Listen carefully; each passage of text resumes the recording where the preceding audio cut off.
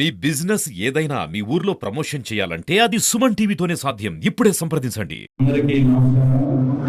ఈరోజు ఈ press meet ముఖ్య ఉద్దేశం వైసీపీ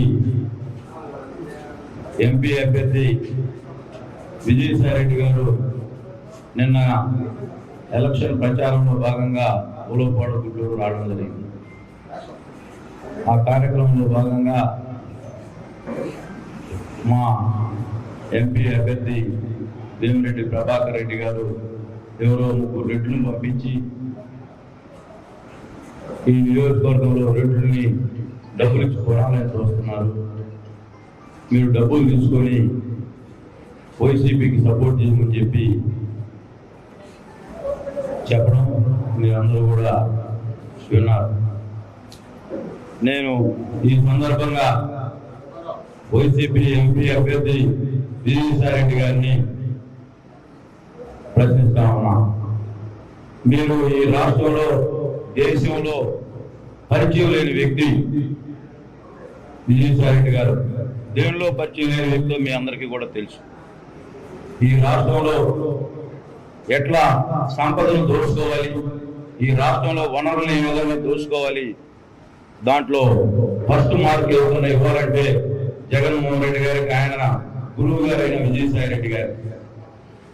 గత కాంగ్రెస్ ప్రభుత్వంలో 16 నెలలు జైలుకి ఎందుకు పోవాల్సి వచ్చిందో ముందు ఈ పార్లమెంటు నియోజకవర్గాల్లో నువ్వు ఒకసారి చెప్పి, నువ్వు రామవారి గుళ్ళు కట్టించినందుకు జైలుకి వెళ్ళావు 16 నెలలు.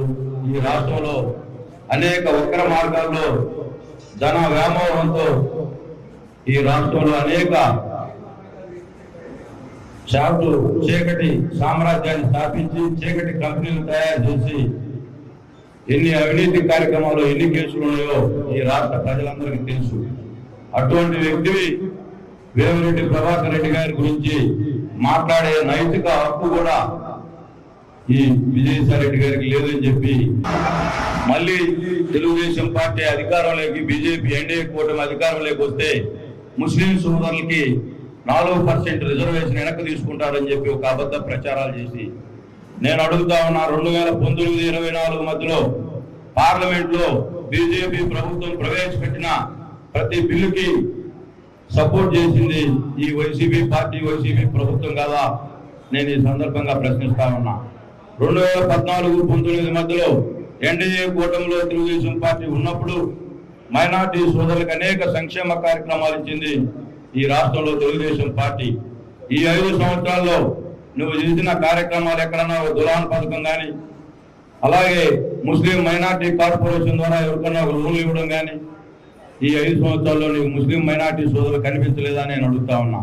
తెలుగుదేశం పార్టీ అధికారంలో ఉన్నప్పుడు షాదీఖానాలు, షాదీ మందిర్లు, అలాగే శ్మశాన వాటికి కాంపౌండ్ వాళ్ళు కట్టించింది తెలుగుదేశం పార్టీ. ఈ 5 సంవత్సరాల్లో ఈ నియోజకవర్గంలో కానీ ఈ రాష్ట్రంలో కానీ ఏమన్నా ఒక కార్యక్రమం ఈ ప్రభుత్వం, వైసీపీ ప్రభుత్వం మైనార్టీ సోదరులకి ఏం చేసిందో ముస్లిం సోదరులకి ఒకసారి బహిరంగంగా చెప్పాలి.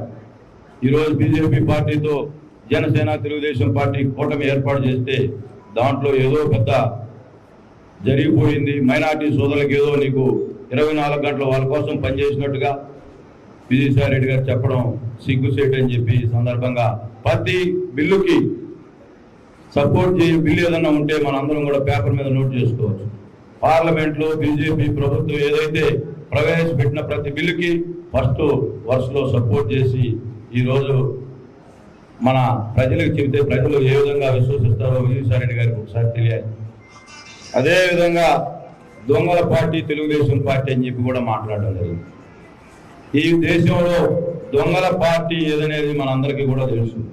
నిద్ర లేస్తే ఈ రాష్ట్రంలో ఖనిజ సంపద, గ్రానైట్, మైనింగ్, శాండ్, చివరికి పేదవాడు దాగే మద్య వ్యాపార కంపెనీలు కూడా సామ్రాజ్యాన్ని స్థాపించి ఈ రాష్ట్రంలో కల్తీ మద్యం కంపెనీలు ఆ రోజు 2019 ఎలక్షన్ ప్రచారాల్లో మద్యపాన నిషేధం అని చెప్పి మీ ముఖ్యమంత్రి గారు చెప్తే ఈ రాష్ట్రంలో ఏం జరుగుతుందో ఒక్కొక్క గ్రామానికి 10 బెల్ట్ షాపులు పెట్టింది విజయసాయిరెడ్డి గారికి కనపడ్డారు. ఇదేది దొంగల పార్టీ? ఈ రోజు సారాయి వ్యాపారం, పేదవాడు తాగే మద్య వ్యాపారం, ఈ రోజు గ్రామాల్లో ఉండే శాండ్ అమ్ముకుంటుంది ఎవరు? అలాగే ఈ రోజు గ్రామాల్లో ఎక్కడన్నా గ్రానైట్ బిజినెస్ చేసుకునే వాళ్ళు ఇలాంటి మీరు ఒక దొంగల ముఠాగా తయారయ్యి ఈ రాష్ట్రంలో పెద్దిరెడ్డి రామచంద్రారెడ్డి గారు, విజయసాయిరెడ్డి గారు, అలాగే వైవి సుబ్బారెడ్డి గారు, అలాగా 4-5 ఈ రాష్ట్ర ఖనిజ సంపదనందరూ దోచుకొని మీది ఒక పెద్ద దొంగల పార్టీ. మీరు తెలుగుదేశం పార్టీని విమర్శించే నైతిక హక్కు వైసీపీ పార్టీకి లేదు. స్వయానా నేను అడుగుతా ఉన్నా విజయసాయిరెడ్డి గారిని, మీ కుటుంబ సభ్యులే ఎవరైతే వైఎస్ షర్మిల గారే మీది ఒక దొంగల పార్టీ అని చెప్పి చెప్పడం జరుగుతూ ఉంది. గుడ్లూరు రోడ్ షో అని చెప్పి వాళ్ళ రోడ్ షోలో వాళ్ళ ప్రజల వాళ్ళని ఏ విధంగా యాక్సెప్ట్ చేశారో దానికి ఉదాహరణ నిన్న గుడ్లూరు రోడ్ షో. కనీసం 100 మంది కూడా లేకుండా రోడ్ షోలు చేసుకొని మీరేదో పిచ్చి ప్రజలాపన చేసి నియోజకవర్గ ప్రజలు నీ అబద్ధ ప్రచారాలు నమ్ముతారని కూడా మీరు కలని చెప్పి ఈ సందర్భంగా తెలియజేసుకుంటూ, ఒక మంచి వ్యక్తి వేమిరెడ్డి ప్రభాకర్ రెడ్డి గారు తల్లిదండ్రులు లేని పిల్లలకి ఉచిత విద్య అందిస్తా ఉన్నాడు. ఎక్కడైనా డ్రై ఏరియాలో వాటర్ ప్లాంట్లు పెట్టి సహాయ సహకారాలు అందిస్తా ఉన్నాడు. ఎక్కడన్నా టెంపుల్స్ పోతే ఆయన దాతృత్వంతో ఏదో సహాయ సహకారాలు అందిస్తా ఉన్నాడు. నువ్వు ఎక్కడన్నా కానీ ఈ రాష్ట్రంలో పేదల దగ్గర దోసుకోవడం, వ్యాపారస్తులను బెదిరించడం తప్పితే నువ్వు ఎక్కడన్నా ఈ రాష్ట్రంలో ఒక్కటి ఎగ్జాంపుల్ 1 చెప్తే మేము విజయసాయిరెడ్డి గారు మంచోళ్ళు అని చెప్పి చెబుతాం. అటువంటి నేచర్ లేని వ్యక్తులు మీరు వేమిరెడ్డి ప్రభాకర్ రెడ్డి గారి గురించి మాట్లాడే నైతిక హక్కు కూడా లేదని చెప్పి ఈ సందర్భంగా మీ అందరికీ తెలియజేస్తూ, మేమందరం కూడా ఈ గ్రామాన తెలుగుదేశం పార్టీ ప్రచారం మీరు అందరూ కూడా చూస్తూ ఉన్నారు. తప్పనిసరిగా ఈ నియోజకవర్గ ప్రజలు 1 సైడ్గా ఉన్నారు. అందరూ కూడా లోకల్ అభ్యర్థులు, మంచి వ్యక్తులు, మాకు ఏ గ్రామానికి పోయినా 100లాది మంది తెలుగుదేశం పార్టీకి సపోర్ట్ చేస్తూ ఉన్నారు, తెలుగుదేశం పార్టీలో చేరుతా ఉన్నారు. జన సైనికులు కూడా బ్రహ్మాండంగా పనిచేస్తూ ఉన్నారు. మీ అందరికీ ఈ వైసీపీ నాయకులకి ఈ సందర్భంగా నేను ఒక్కటే చెబుతా ఉన్నా, ఘోర పరాభవం కందుకూరు నియోజకవర్గంలో మీకు జరగబోతా ఉంది. ఈ నియోజకవర్గ ప్రజలు చాలా తెలివికైన వాళ్ళు. మీరు చెప్పే అరాచకులు ఈ నియోజకవర్గంలో యాక్సెప్ట్ చేసే పరిస్థితి లేదు. ఇక్కడ మంచి సౌమ్యులైన నాయకత్వాన్ని ఎన్నుకునే తెలివితేటలున్న కందుకూరు నియోజకవర్గ ప్రజలు మంచి రేపు మే 11 జరుగుతున్న ఎలక్షన్లో, సార్వత్రిక ఎలక్షన్లో ఘనమ తీర్పు ఇవ్వబోతా ఉన్నారు. దానికి ఎగ్జాంపులే నిన్న జరిగిన పోస్టల్ బ్యాలెట్లు 4, 5, 6, 7 తారీఖులు జరిగిన పోస్టల్ బ్యాలెట్లు కూడా ఈ రోజు పోస్టల్ బ్యాలెట్లు ఓటింగ్ చేసిన సోదరులకి, సోదరిమణులందరికీ మీరు చేసిన మంచి పని, ఈ రాష్ట్ర భవిష్యత్తు కోసం మీరు తీసుకున్న నిర్ణయానికి మీ అందరికీ ఓట్లు వేసినటువంటి సోదరులకి, సోదరిమణులందరికీ చేతులెత్తి నమస్కారం చేస్తూ, తప్పకుండా రాబోయే రోజుల్లో శుభదినాలు మే 13 తర్వాత ఈ రాష్ట్రానికి, ఈ నియోజకవర్గానికి వస్తాయని చెప్పి ఆల్రెడీ చంద్రబాబు నాయుడు గారు నెల్లూరు మైనార్టీ సోదరుల ఆత్మీయ సమావేశంలో చాలా క్లియర్గా చెప్పాడు. అటువంటి ఆలోచనలు బీజేపీ పార్టీ చేయదు. రిజర్వేషన్కి ఎలాంటి ఇబ్బందులు లేకుండా ముస్లిం సోదరులకి అండగా ఉంటామని చెప్పి ఆల్రెడీ మా జాతీయ పార్టీ అధ్యక్షులు చంద్రబాబు నాయుడు గారు నెల్లూరు మన ఆత్మీయ సమావేశంలో చాలా క్లియర్గా చెప్పాడు. మీరు ఒక్కటే ఎగ్జాంపుల్ నేను చెబుతా ఉన్నా, 2014-19 మధ్యలో అనేక సంక్షేమ కార్యక్రమాలు తెలుగుదేశం పార్టీ ఎన్డీఏ కూటమిలోనే మా ముస్లిం సోదరులకి చేసిన పార్టీ తెలుగుదేశం పార్టీ. ఇప్పుడు ఏదైతే ఉందో ఎన్ఆర్సీ, సిఏఏ అమలు చేయడానికి ఎంపీ విజయసాయిరెడ్డి గారు మీరు రాజ్యసభలో పెట్టిన క్లిప్స్ మళ్ళా మీకు ఒకసారి మేము అవసరమైతే మేము మీకు ఓపెన్ చేస్తాం.